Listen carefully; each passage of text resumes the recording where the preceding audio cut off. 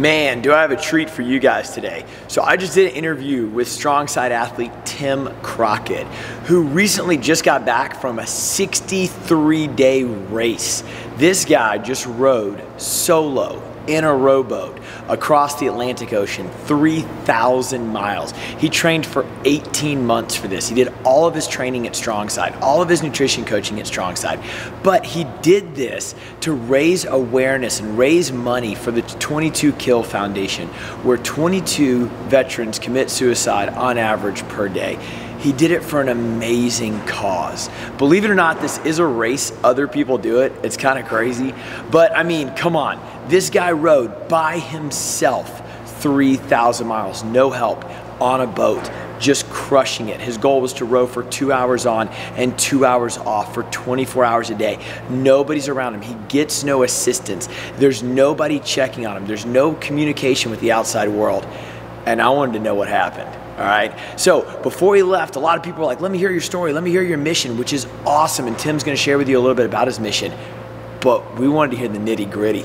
We wanted to hear what happened while he was out there for 63 days. What was the hardest part? What did he learn? What were some struggles? It's an amazing interview. And you know, this is the point of it. This is the you versus you. You might not actually row 3,000 miles across the Atlantic Ocean, but you're gonna row your own 3,000 miles. You're gonna do your own journey. You're gonna accomplish your own mission. And I think we can all learn something from what Mr. Crockett has to say. So check out Tim Crockett.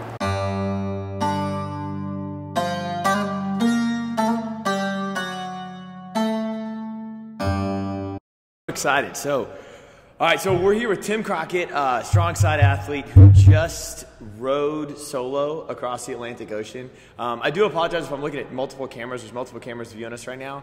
But we're going to just interview him today and just see how it was. So what I want to start with is kind of why you did it and your whole story with that, which I know you've talked about a lot. Yeah. But then I want to get into what was it like out there? And a lot of our members had questions, and we're just going to talk about it. So real quick, just kind of tell everybody like why you did it, what it's all about, like what actually, okay, so you rode how far, and just a couple of minutes on the story. Yeah.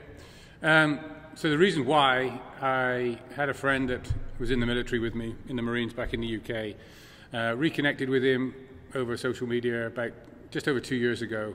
And it was about 6 weeks later that I learned that he'd taken his own life, and subsequently found out that he'd been suffering pretty badly from post-traumatic stress. It was at that point that I felt that I wanted to do something. I didn't know what. We'd actually just started, Jennifer and I, coming to Strongside at the old location, and sort of got back into more regimented sort of fitness. And then had another friend who was actually rowing as a team of 6 from mainland Europe to mainland South America, and sort of disappeared down the Google rabbit hole one afternoon and found this sport called ocean rowing. A little bit more research, came across the Atlantic, this race, the Talisker Whiskey Atlantic Challenge, and decided that's probably the right sort of challenge to meet the campaign and the impact that I wanted. So, all right, so what are the teams? You can do like 2, 4, and 6? Or solo? So for the Talisker, which is one of the most sort of popular races and deemed the world's toughest challenge, you can do it as a solo, a pair. Now that they've got a 3-person teams, 4s and 5s. So obviously different boats of different capacities to accommodate each of those teams.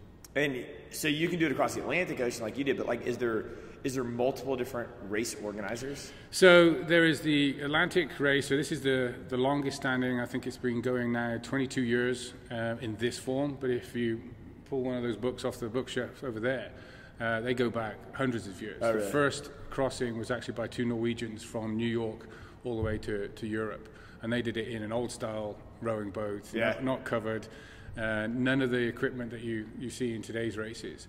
So there's a long history of rowing across the Atlantic, just not in this sort of format. 22 years ago, Sir Che Blythe organised this race in 1997. And then over the years it sort of got more popular and became more of a sport. But yes, you can row the North Atlantic, so from west to east, which is obviously a little bit more challenging in the sense of the weather and things of that nature. Then you have the Pacific race that typically goes out of the west coast, either San Francisco or somewhere sort of California way, either to Hawaii. There are a few teams that have kind of done it in stages and gone all the way to Australia. And then there's the Indian Ocean. So those are the three sort of organized races.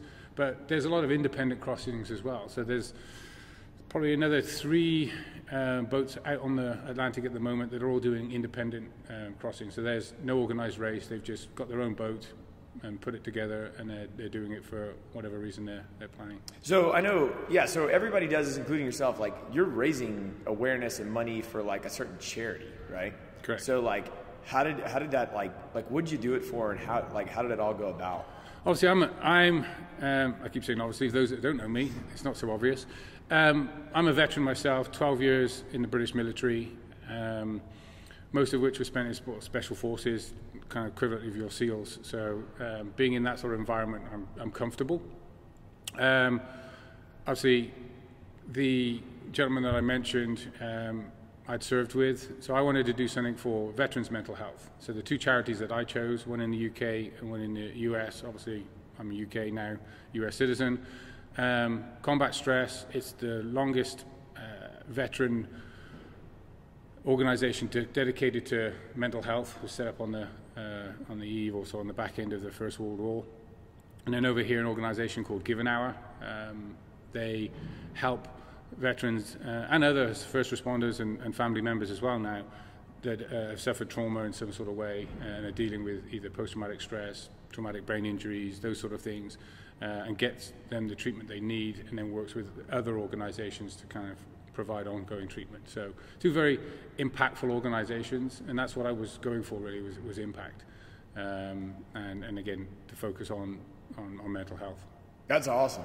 Well, so now that we kind of like know the story, let's talk about what happened. Like, that's just crazy. So you rode 3,000 miles across the Atlantic Ocean. It took you 63 days, right? I mean, that's a long time. You're all by yourself. And what I got questions with a lot with our athletes was while you're out there. I mean, I know everybody's following the story and building up to it and all that kind of stuff, but I don't think everybody grasped how alone you actually were. Like, people were like, oh, so he gets to like take a break. And I'm like, I mean, I guess, but he's on his boat. And they're like, oh no, he doesn't like pull into a port. I'm like, no. Mm-hmm. And then they said, well, how does he like get food? And people didn't realize like the food's with you, like everything's with you, like you're alone. Like, even if you hit your little panic button, come help me, it's not like 5 minutes, it's days or like a week. I mean, it was just like, it's crazy. And I mean, like, it was fascinating, really. But so if we look at all these questions, I had a lot of our athletes kind of chime in and say, what are some questions that you have? And some questions I had too, and what would you ask Tim? And the first one was really good. What is something besides your boat that you used every day that actually became important to you, that you didn't think was going to become important and you kind of relied on it? Yeah, it's some of the little things. Like, one of the things I use every day without question, 2 things really, were my shoes. The speed that I had in terms of preparation, 18 months seems like a long time, but for an event of this size, some people are planning it 3 years out. All my training, because my boat was in the UK, I'm here, was done mainly on an erg, or a land rowing club helped me out with some technique. So I didn't have time to experiment with different ways to attach your feet into the rowing seat. So again, concept 2, same sort of foot setup.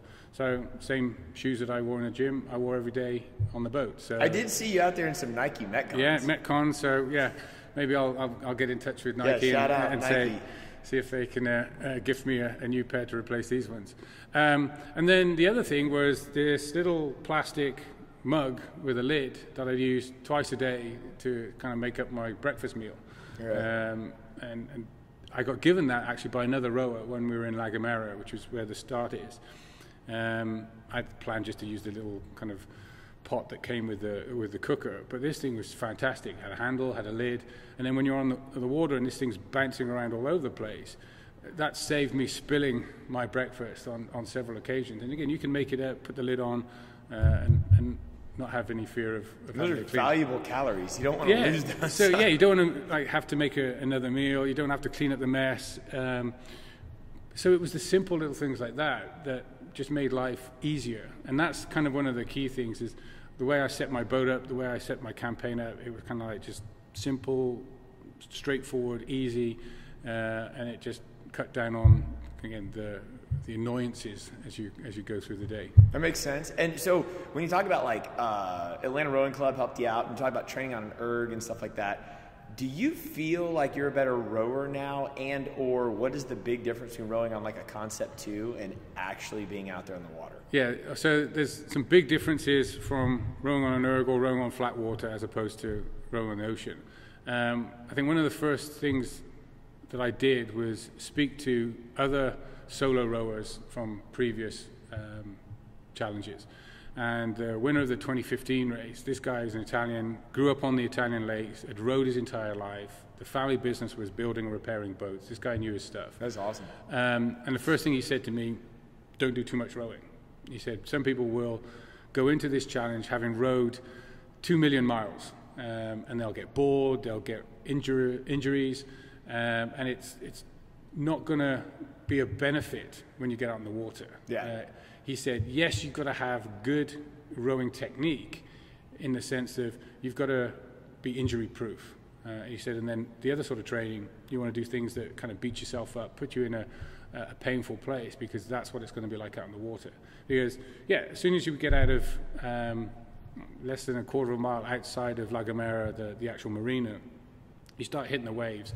And unlike on an erg where it's nice and flat and sort of linear, all the time. Yeah, you've got one oar out of the water. This one's deep. The oar gets ripped out of your hands and smashes you in the shin, or lifts you up underneath your ribs. A couple of times I got knocked off my seat because of the waves just catching the oars in a strange angle. So yeah, you don't get that on either flat water or on an erg. Yeah, and it's then like sissy rowing now. Exactly. So.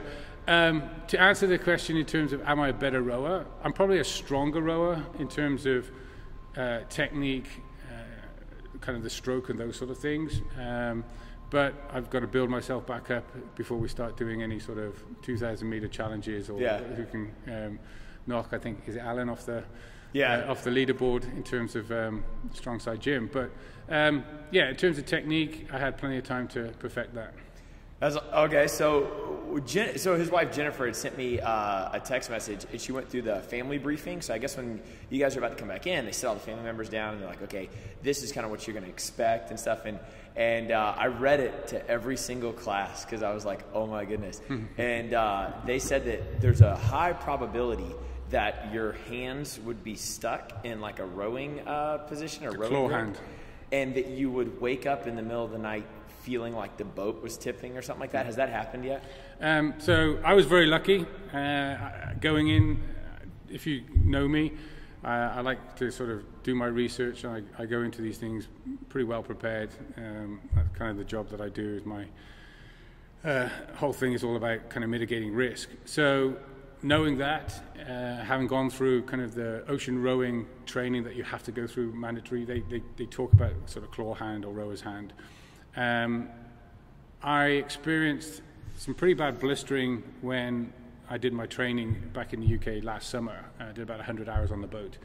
I got caught out in some nasty tides and some weather. And that tore my hands up pretty badly. So I was aware that kind of gripping the oars too tightly caused more damage. So I was very conscious in terms of relaxing the hands, and again, we didn't get that much bad weather other than the sort of the closing stages. So no, I didn't get claw hand. I think a couple of the teams probably did. I've heard stories, but no, my blisters were all kind of within the first week or so, and they kind of healed up throughout the trip. And no, the Lego hands, the claw hands, I didn't suffer from. The rocking, I was surprised how bad, how wobbly I was when I got off the boat. I'd been on boats for, again, a week, 10 days at a time, and experienced a little bit of that. But yeah, I stepped off the boat, and all of a sudden I'm all over the place, and you have to be steadied. If you try to take off in one direction or turn a corner too quickly, yeah, you will fall over. Yeah. That stayed with me for 3 or 4 days, and then start to ease off. Never experienced the thrashing around in my sleep, but I did after that first night. I slept for about 4 hours, and when I woke up, I did have that kind of urge to do something, because from the time I left La Gomera to kind of 63 days later, you're always doing something. You're not kind of just sat around on the boat resting. Yes, you're resting, but your mind's going. You rest for only kind of 40 minutes to an hour at a time, and then you're up and you have to do something, either change the heading of the boat, fix something, fix some food, get back to rowing. So that sense of urgency stayed with me for a few days, but then started to wean off as well. That's interesting. Thinking about that, like sense of urgency, like all the time, 24/7. What was your out of the whole thing, whether it happened before the race started or during the race, or what was your biggest fear, and how did you either deal with it? Maybe it was like, maybe your biggest fear was just from the beginning, you were like, I just want to finish, or you got in there and you were like, holy crap, now this has become my biggest fear. Yeah, I think I went through stages. In the build-up, it is, can I raise enough money? Because this is an expensive endeavor to get the boat, the equipment, the shipping, travel back and forth, and then being off work for 2 months. There's a lot of things that have to go into that. Then, because I was more focused on the campaign and what that meant, it was, if I had to postpone, if I couldn't make it, if I couldn't kind of get to the start line, who was I letting down? And that sort of got inside my head a little bit.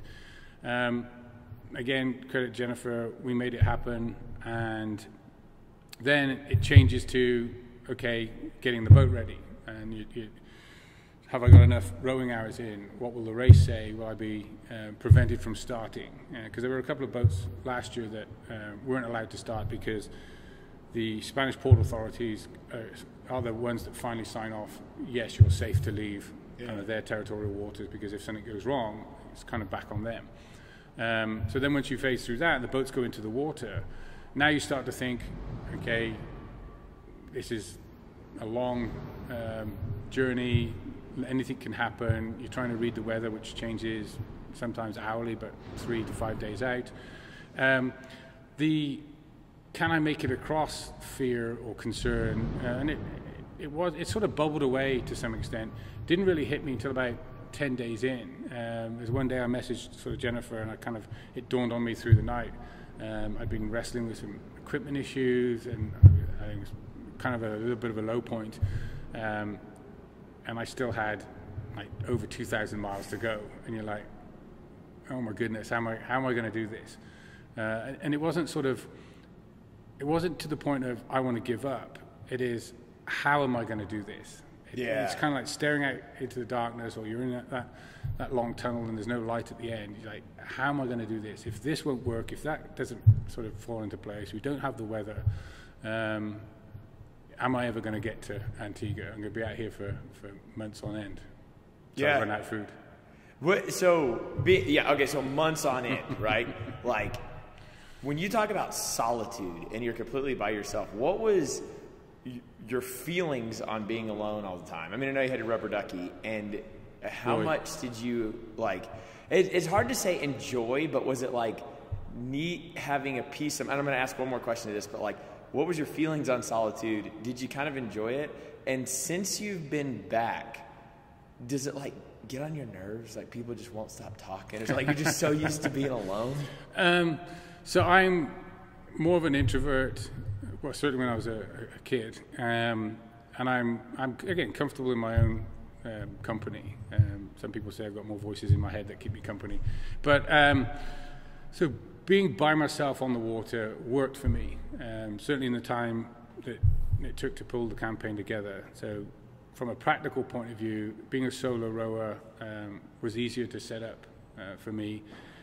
I was happy doing that because, again, when you're with someone else, whether it's a pair or as a bigger team, you deal with different challenges, right? Because you've now got to interact with these people in a very small space, and again, other things will weigh on your mind. Hey, I'm working harder than that person. He's not doing this, and that can affect the team. And again, some of those teams went and talked to sports psychologists and people to deal with kind of team dynamics. So I didn't have those challenges. But the other side of that is, yes, you're by yourself. You have to do everything. You haven't got someone else that's going to be rowing, fixing your food, doing all the things that I had to do in the same amount of time. I didn't really suffer from loneliness until kind of the key anniversaries like Christmas. It was great. we had a little bit of fun with it, talked to my family, and then after all that, I've got to get back to the business of rowing. So it was kind of like a high, because you got to speak to everyone, you got to open some presents and kind of all that fun stuff. And then 4 to 6 hours afterwards, sort of came crashing down, and that's when kind of the loneliness kind of affects you a little bit. Then I had New Year and my birthday, and then that happened again. But after that, it started to sort of level out, because I never really had time to really dwell on it. There were periods when I was sort of stuck, couldn't go anywhere, when we were on a power anchor and you're not rowing and you sat around for more than like 4 or 5 hours not doing anything or not doing much. That's when it starts to get into your mind, because you want to keep moving. Like, if I'm sat here or I'm drifting backwards, that's really when it starts to get more of an issue than on a normal kind of working day. What were the big milestones that you focused on? Like, when you talk about that, being alone and staying motivated, if I can get to 1,000 miles, if I can get to the race organizers and those that take us through the safety course, they say that you've got to, don't look at it obviously the entire 3,000 mile crossing, because you'll again feel that you'll never get there. Yeah. So like any other goal setting, you've got to have kind of small, manageable milestones that you can celebrate, and that will kind of help with your mood and everything else. I think the first one was kind of clearing the islands. So the Canary Islands are 5 major islands just off the north-west of Africa. And you have these winds that come out of Europe, and then they obviously go down and form what the trade winds are. The islands, obviously, there's gaps in between them, and they create acceleration zones. So if you've got strong winds that we had, if you are in the wrong place, like too close to the edges, you have these eddies, and you can get sucked back in and literally not be able to break out of these islands. So that was my first and immediate goal, knowing that could happen. And again, being a solo rower, you can only row for so long, and you've only got so much power that you can, even when you're fresh. So I was very focused on coming out, going hard, and breaking free of the islands and these weather systems, or the acceleration zones and eddies. And that would take about 3 days. So that was my immediate goal. Once I was clear of the islands and in open water, I could breathe a little bit easier, because then you can literally just point the boat west and you'll be good for a couple of 1,000 miles. Couple thousand. Then I think the next one is the halfway point. I didn't really have anything in between that, because I was dealing with equipment issues and all the other highs and lows I was going through. Then it was like 1,000 miles to go. So the halfway point, 1,000 miles to go, quite short together. And then we were looking at like 100-mile blocks. And each time we clocked 100 miles off, things started to speed up, and the excitement started to build. And then when you sort of hit that 250 mark, then it's kind of right.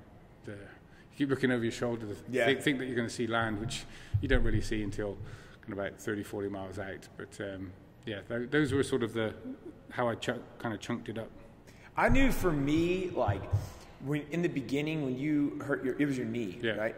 That was the only time that I got concerned. And because I was like, if anything's going to happen, like the fact that he just hurt his knee, we just started. That's the only time I was like, really, that he could bail, or you could get in your head, like, something like that. But once you crossed, like, it wasn't even 1,000. Once you got pretty close to 1,000, I was like, look, I know the way he thinks. Like, you're already 1,000 miles in. Even if he hits the button, like, I gotta quit, whatever. I was like, he knows it's gonna be like 4, 5, 6 days, whatever, where he could have accomplished those miles. I was like, he's in it now. Like, he knows that if the world blew up and he hit the button, he could have just rowed and he'd already be halfway, right? Like, I was like, I could see you just breaking that down and attacking it. But you did share something with me before you left, is you said, I forget if it was a team or whatever, but while somebody was sleeping, a swordfish came up and like hit the boat, and they woke up and there was like the piece of a swordfish like in the boat. What is the most odd thing like that you experienced? So I did get visited by a fairly large blue marlin. I've got some video of that. I think it was in the last 2 weeks of the race. And my neighbor, she had this whole thing about me getting in the water and sharks and so forth. So I was kind of like hoping we'd see a shark just to send her some pictures. Rowing one afternoon, and I saw the telltale upright fin kind of breach the water, probably about 5-10 feet behind the boat.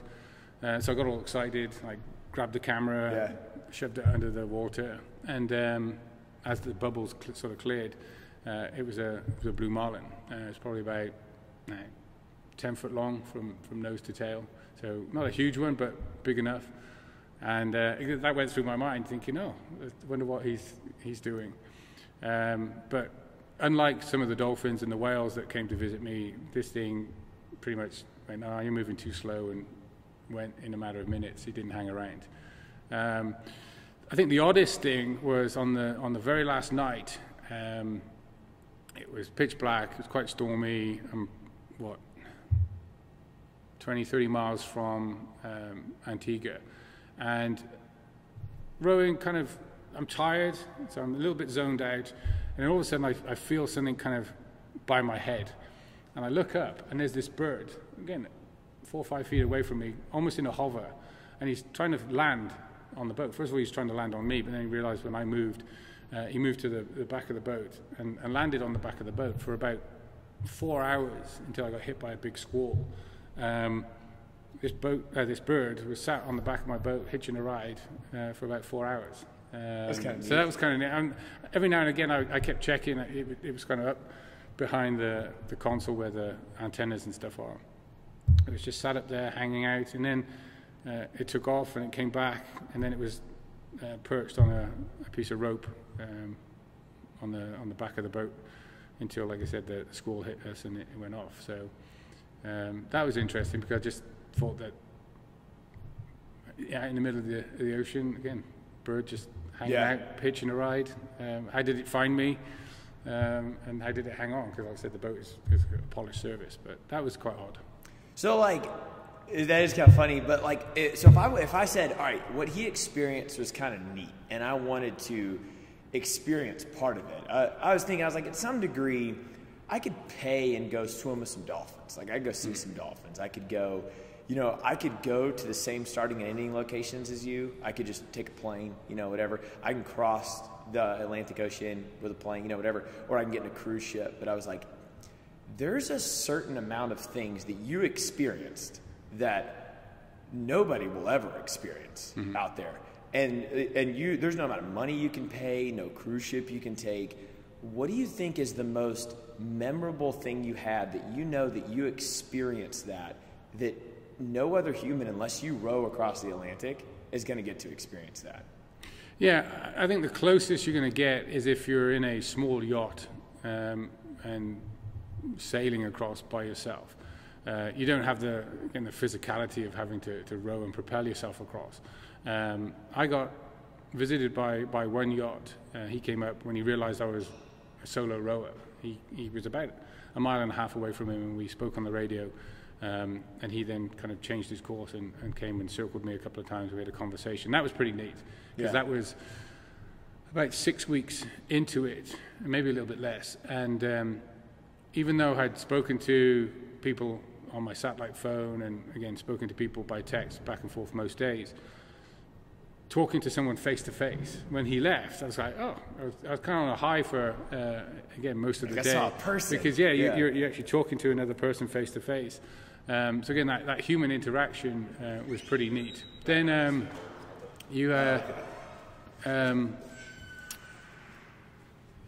think it's you can get slices of it, like you said, whether you're a solo yachtist, it's kind of coming across because you're moving a lot faster. But if you're out there for 2 months or more, it is witnessing the sunrise and sunset every day, which are pretty spectacular. And none of the pictures I took, while they're neat, they don't do those any justice. You're out in the middle of the ocean, so there's no light pollution. So I turn my lights off, and the stars at night, again, it's kind of like National Geographic sort of stuff. The interaction with the wildlife. So there are a number of things that will stay with me, and they are pretty magical experiences. This pilot whale, I could just reach over from my seat and touch this pilot whale. That's how close it was to the boat. And it hung around for almost an hour, kind of interacting with the boat. So being up close and very personal with kind of large animals was pretty amazing. That seemed like the most surreal, like being out there, like real, just nature. Yeah. But so, when I try to think about it, and when I talk to other people about it, I've done the Ironman triathlon. And if anybody doesn't know what the Ironman triathlon is, it's in one sitting. You do a 2.4 mile swim, 112 mile bike, and then you run a full marathon, 26.2 miles. And it takes all day. All day, right? Like, I talk to people and I'm like, look, I woke up in my hotel room, I went to bed in my hotel room. And it doesn't take anything away from it. I feel really accomplished by doing that. And I'm not trying to belittle it for anybody that's ever done it. But it was also, we got to look at it in the humility standpoint of it. It was a day and stuff. And it was a very hard day. It took about 16 hours. But it was a very hard day. But I will say that I learned so much about myself. I learned a lot about myself for doing the race and the training that goes up to it. There's a lot when you're like, okay, what are you going to do today for training? I'm going to go ride a bike for 8 hours and I'm completely alone. And I knew for that 8 hours, and like you being on a boat or whatever is different, but I was by myself for 8 hours. You're talking to yourself for 8 hours. It's you versus you. You're pushing the bike. There's a hill. It's you and the gears, whatever. But I just started really thinking about that. I know how much I learned about myself. I found out a ton about myself doing that race, about what do you like emotionally and what do you like personally, what do you want out of life. Like, you're just, because it's you. And, if there's a hill, there's nothing you can blame it on. Like, it's, can you make it up or not? You can't be like, oh, well, this person got in my way. No, you're just not strong enough to make it up there.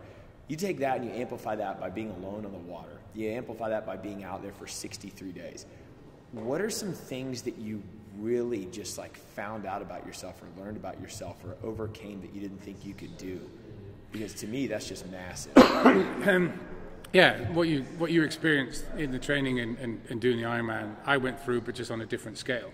I think everybody that goes through a big endurance challenge, whether it's sort of sport, whether it's recovering from an illness, or dealing with, again, a disability, whatever it may be, goes through all the same sort of emotions and has to sort of wrestle with, and then also figure out how to overcome them. So I've been through some tough stuff in the past in terms of joining the Marines, kind of joining the Special Forces.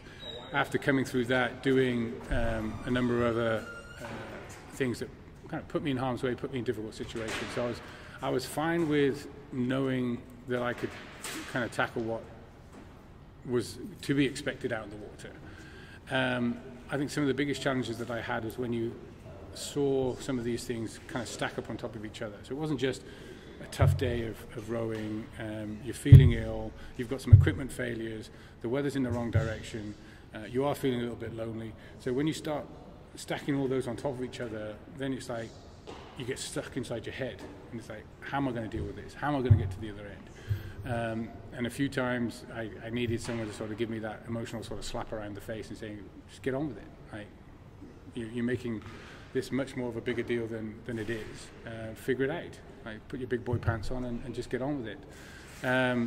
And I think that's what it is. You then learn to adapt and figure out, well, why am I so upset? Why am I frustrated? And so I started to break it down and tackle things, again, step by step, and then just figure it out. That was the thing that, the process that I had to go through. And I've used it elsewhere for other things. I think it's helped me not try to take too much on. Like I said, I was getting wrapped up in how am I going to get to the other side of the Atlantic, having not even hit the 1,000-meter mark, when what I was dealing with wasn't really that big a deal. Again, I was now pushing it so further down kind of that thought process that I was creating more of an issue out of it than not. So I think it was more of a mental learning and learning to adapt and deal with things differently than physical. And then as that sort of processed through, and there were a few other low points that came back to the surface. Once we removed that, things became much easier and life became a lot more enjoyable out there. Then when we got hit with either the weather or physical challenges like my eye getting bad, autohelm sort of popping and then putting more stress on my knee. Yes, it was kind of frustrating, but it wasn't to the point of, oh, this could be a journey-ending event. We just got on with it and got to the end.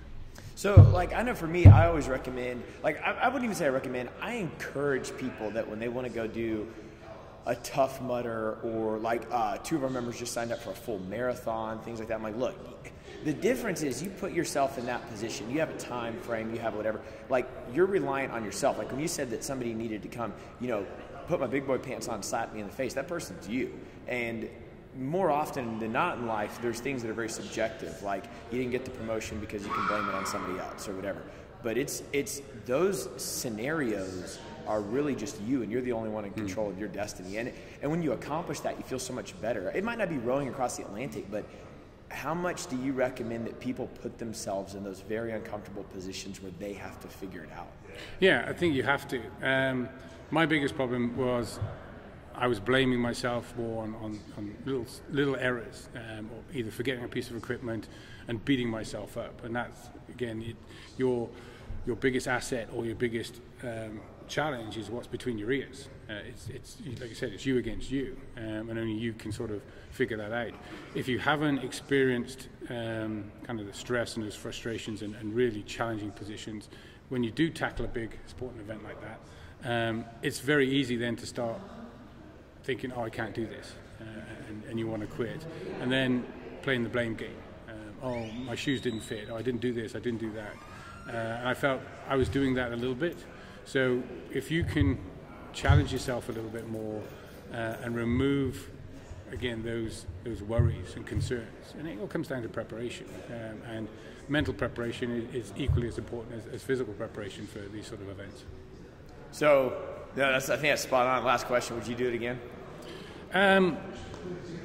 It could be a team. It could be a team. I go back and forth. Well, once you've done it sort of solo, it's easy. I don't think the appeal of doing it with a team, because again, now I've got to deal with other people. So it's less about the actual challenge. It's more kind of interaction. Not that I don't like people, but it's different, and I don't think that's not as appealing to me. I've rowed across the Atlantic. Why do it again? Yeah. Check. Yeah, exactly. Check. There are other routes. Obviously, there's the northern route from west to east. There's the Indian Ocean, the Pacific Ocean, but I don't know. I'm doubtful. Yeah. I kind of, yes. There are plenty of other challenges out there, and really, we want to focus more now on kind of the campaign and keeping that going. Yeah. Yes, there's some desire to perhaps kind of set up another team and help manage that team through and keep the charitable sort of fundraising going. But that's a whole new world, and that's a new challenge as well. So I think we'll step back, recover from this, focus on that, the fundraising, and making sure that the reason why I did it in the first place kind of has a good and kind of impactful ending. Not an ending per se, but I keep that going. And then actually I was I was reading an article on the In-Flight magazine on the way back from Antigua about hiking the Grand Canyon. There's only 12 people that have done it from the whole entire length. What? Unsupported, without stopping. And there's only another 12 that have done it in sections. So 24 people have hiked the length of the Grand Canyon. So that's sort of got the juices flowing a little bit, but again, it's not on the immediate horizon, so we've got some time yet. Well, that's awesome. Well, thank you very much for sitting down and just kind of going over your experience. I know I enjoyed it. I know you've been a huge inspiration to a lot of people here. And I think I know you just got back, but I think the more people that you meet, you're going to get a lot of those stories shared with you than a lot of our athletes who are following you and feeling very inspired. They might not row across the Atlantic Ocean, but they might row across their own Atlantic Ocean. Exactly. And you've just done an amazing job. So I'm really proud of you, and thank you. Yeah, thank you.